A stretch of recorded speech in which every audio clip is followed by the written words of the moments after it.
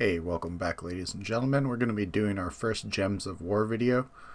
The first thing we're going to be looking over at is, should I buy this? And for the raid boss section of this, the Fleshripper is definitely something I would buy. In a lot of circumstances, you will be probably using this over the Mang, which is one of the most overpowered items for PvE. In both invasion, bounty, and also raid boss.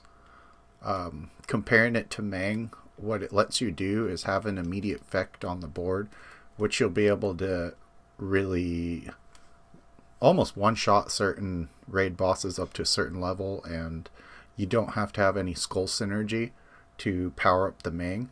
So I highly recommend the Fleshripper. You should be spending some gems to at least be able to buy that. The next thing we're going to be looking at is the Boom Boom Rocket. It costs real money, $5.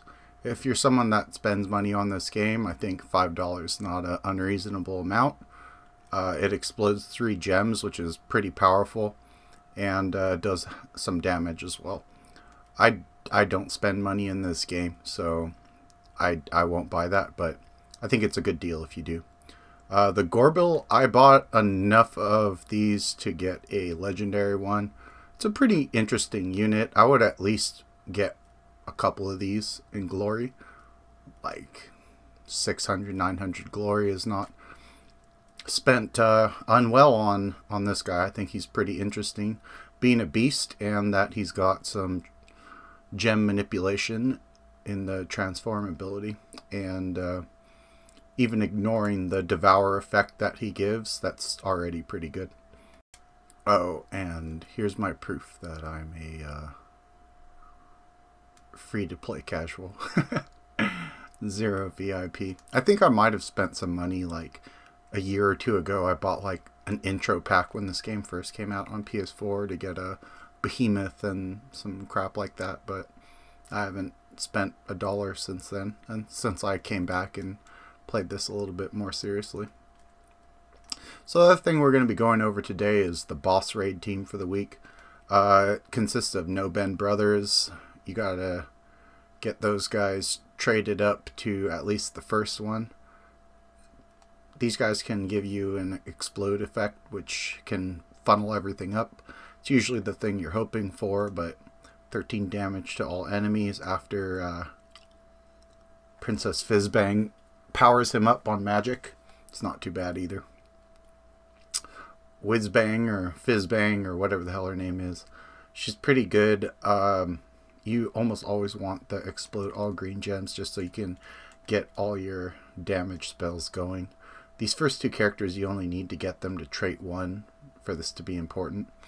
On Queen Grapplepot, you definitely want to get her up to trait 3, because the 5 life on 4 to 5 gem matches is pretty important in keeping everyone tip-top health, and giving your Hellcackle a chance to be able to like 1v2 on the end, because he seriously can do that. He'll get up to 60 or 70 damage to an enemy, and he also should be leveled up to trait 3, but at a very minimum you want him at trait 2. To be honest, I'm usually killing the boss with his ability way before I'd hit him with the skull, but there have been a couple times where I finished the boss off with skull damage, so it's not like it's useless, but you definitely need the gain magic when a ally is casting a spell, because between your first 3 goblins you've got there, they can chain a couple spells together. And the order you're going to want to use your spells in are going to be Queen Grapplepot and your Hellcackle. You always want to use those first, because your No Ben brother or Princess Whizbang can give you more gems back to be able to use more of them again. So it really comes down to your efficiency with this team. I think I ended up getting close to like 13 to 15,000 total damage for the week. I think I'm in the top 10 for the guild, and we're like a top 30 guild. So I didn't do too bad. As I said, I don't really spend gems to buy attempts.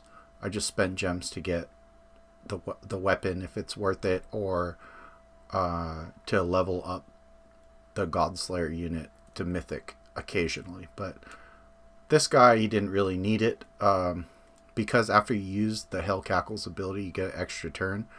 Every person on my turn you get, or every goblin on this team allows you to get an extra turn after you use their ability. It's really nice. Like, it feels really powerful, honestly, especially in these boss fights. I don't normally get this high in damage, and if I do, it's usually on the back of Mang and just skull damaging my opponents to death. This is the first time I haven't used the main character or the hero, whatever you want to call them, as a participant in my boss raid team. This is literally the first time ever that I've been able to make a good team without using the Mang or just a different weapon in general, to be honest, but it usually is the Mang. And now that we have the Fleshripper available, I'll definitely be using the Fleshripper a lot too, maybe even replacing the Mang going forward.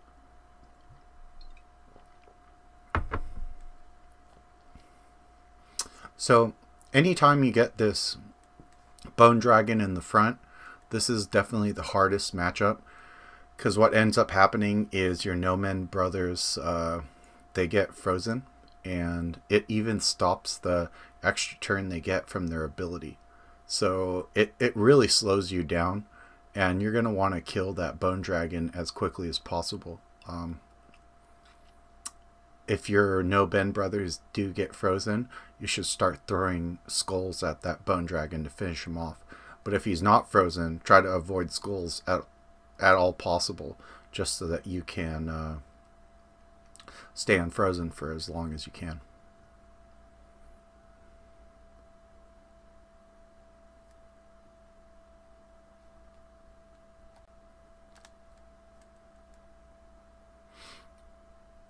Definitely got a good string of spells going on this one.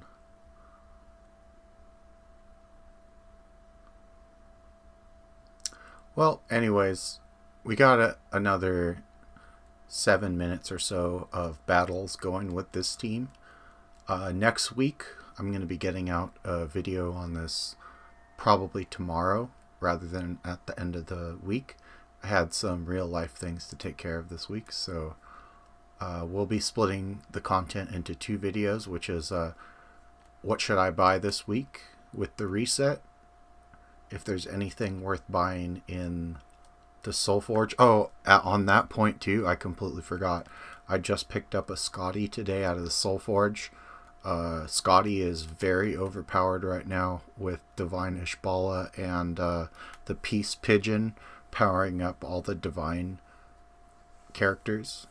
If you have an Infernus already and you've got Divine Ishbala, I would consider picking up Scotty if you have the amount of diamonds required to grab her.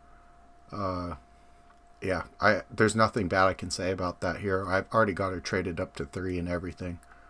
It's a really nice unit. I'm just really looking forward to getting Famine and Elamogrim whenever those come up too in the Soulforge. So yeah, on that note, we'll be looking to split this into a should I buy with the Glory. The next one I think is an Invasion. So how far should you be spending gems in the Invasion shop, and whether there's anything that is must buy in the Soulforge as well. So I'll be seeing you guys later, and thanks for checking out my first Gems of War video. Peace out. You say you love me, but I don't think that is true. It's all for you, all that I do. It's hard to escape all the problems in your brain, but it's okay. When things don't go your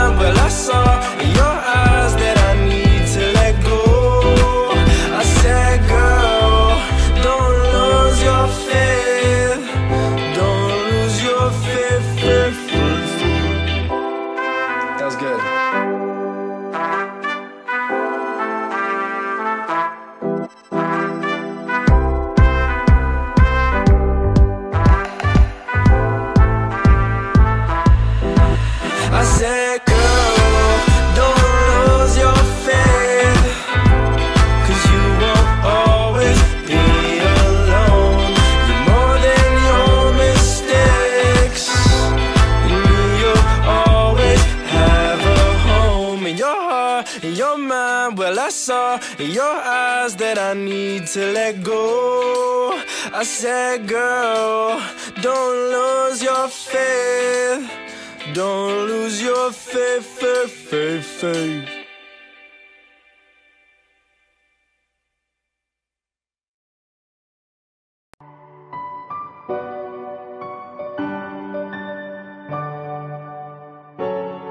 Fireworks, lost city rooms and close your arms and just stay tight. We have dreams.